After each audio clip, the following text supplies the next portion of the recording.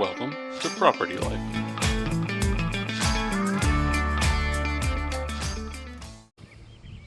Okay, just a quick rundown of how the horn was set up.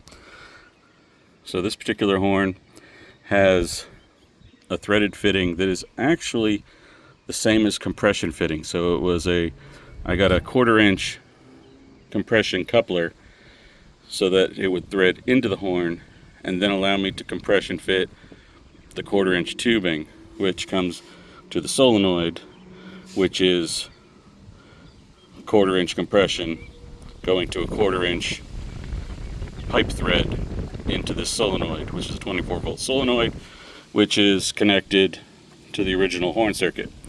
So then here I just added in a bend, but this is all 1/4 inch thread, and then this is overkill, but this is a 1/2 inch T.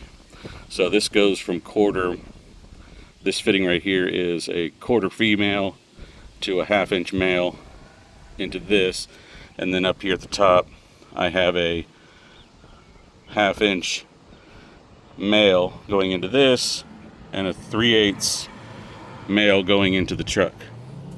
And then inside we have a focus.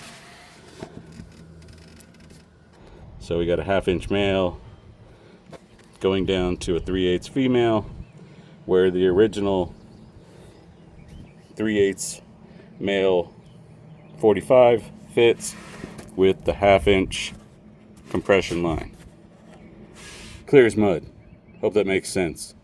Leave a question if you're as confused as I was the first time. If you watch another video, I think it was Helicool, Helipad, something. Hey, I wondered where that went. Inside here, there is actually a 3/8 inch compression tubing. So when you see, oh, just get a 3/8 compression, that's if you're going down here.